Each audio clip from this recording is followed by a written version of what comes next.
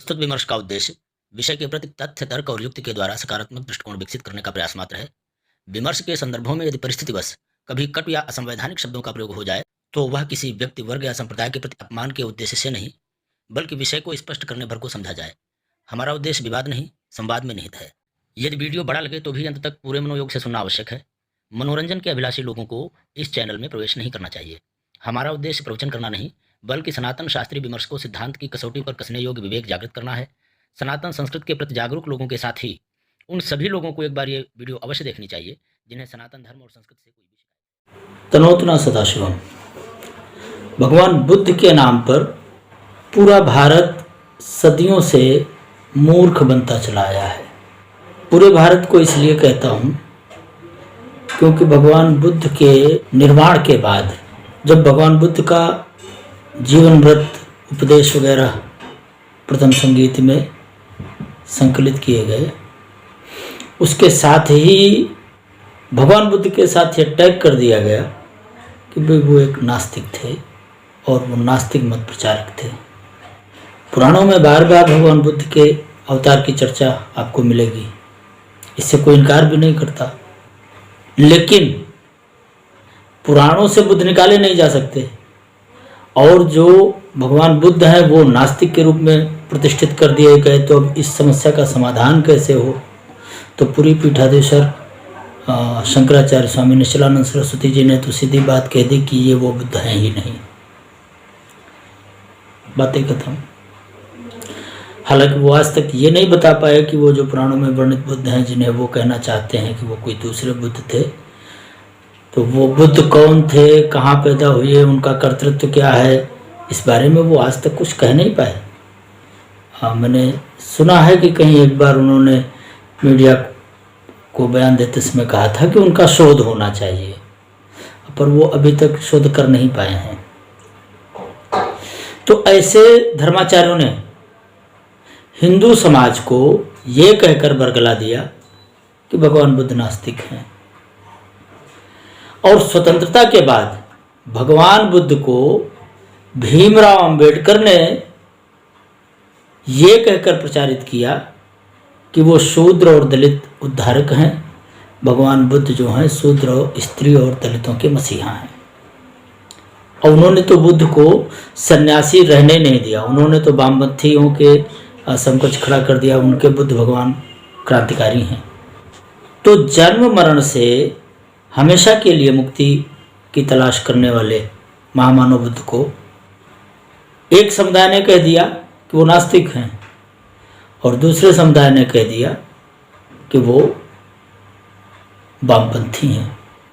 तो मैं दोनों ही समुदायों से, क्योंकि भारत की वर्णाश्रम व्यवस्था में द्विज और शूद्र का भेद रहा है, ये कोई ऐसा तथ्य नहीं है जिसको इनकार किया जा सके। हाँ, वो अलग बात है कि द्विजत्व और शूद्रत्व का मतलब स्मृत शास्त्रों में आरंभिक तौर पर संस्कारी और संस्कारी के संदर्भ में था, और बाद में वो चूंकि जो जिस परिवार में जन्मा उसी का गुण दोष लेकर उसकी वृद्धि हुई, उसका विकास हुआ, तो धीरे धीरे वो परंपरागत हो गया, वंश के साथ जुड़ गया। हालांकि गंभीरता से जिन लोगों ने भी अध्ययन किया होगा धर्मशास्त्रों का, उन्हें मालूम होगा कि सनातन संस्कृति में मनु से लेकर भगवान वेदव्यास तक जन्मना वर्ण व्यवस्था को प्रमोट नहीं किया है। ये एक व्यर्थ का विवाद है। लेकिन हम भगवान बुद्ध पर टिके रहना चाहते हैं कि भाई क्या भगवान बुद्ध का उपदेशित धर्म बौद्ध धर्म था, जबकि भगवान बुद्ध ने स्वयं उसे एष धम्मो सनातना कहकर उसका व्याख्यान किया। भगवान बुद्ध ने जब जब धर्म का नामकरण किया, संज्ञा दी या विशेषण दिया, तो दो ही दिए, एक तो सद्धर्म और दूसरा सनातन धर्म। तो सद्धर्म और सनातन धर्म दोनों ही पर्यायवाची हैं।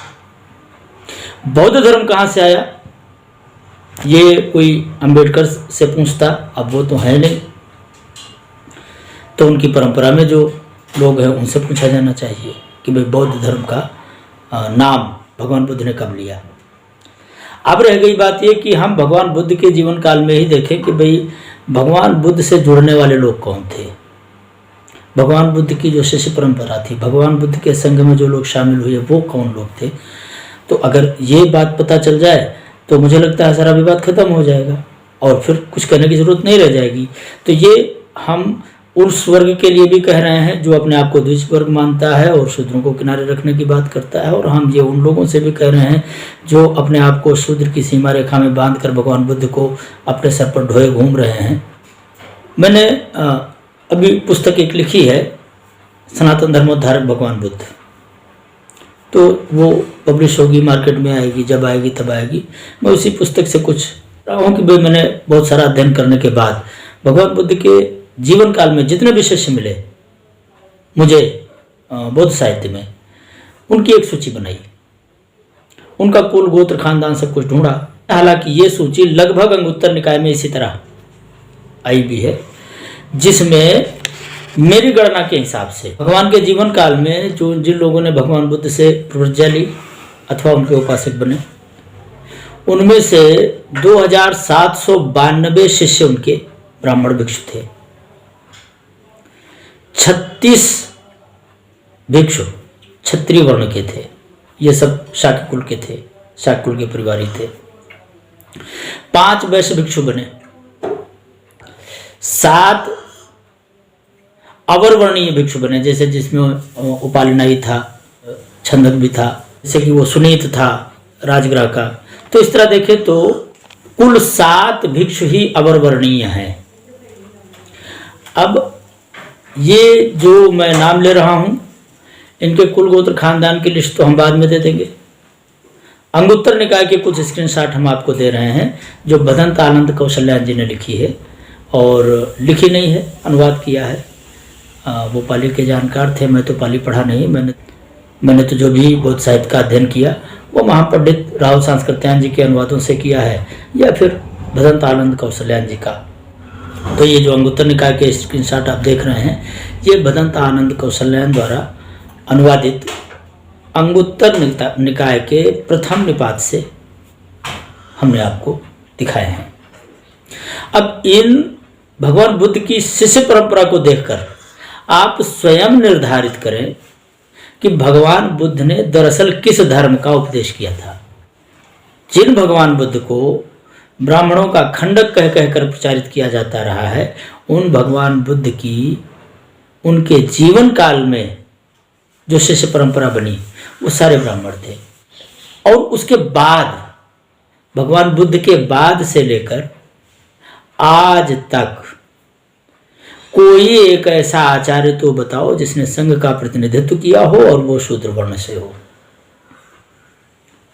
सवाल सिर्फ भगवान बुद्ध के जीवन काल का ही नहीं है, आज तक भी संघ का प्रतिनिधित्व करने वाले जितने भी आचार्य हुए हैं, जितने भी भदंत हुए हैं, जितने भी स्थविर हुए हैं, वो सभी या तो ब्राह्मण वर्ण से हैं, या क्षत्रिय वर्ण से हैं, या फिर वैश्य वर्ण से हैं। भदंत आनंद कौशल्यान स्वयं क्षत्रिय थे, ये भी शूद्र नहीं थे।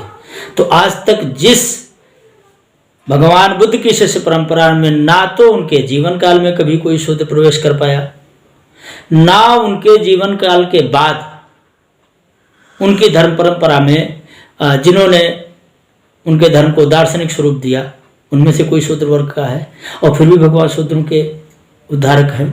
ये बड़ा विचित्र सा है, और इस पर और कोई ध्यान दे ना दे, ब्राह्मण वर्ण को तो कम से कम इस पर ध्यान देना ही चाहिए कि भगवान बुद्ध का धर्म ब्राह्मणों के लिए था, ना कि शूद्रों के लिए था। तनोतना सदाशिव।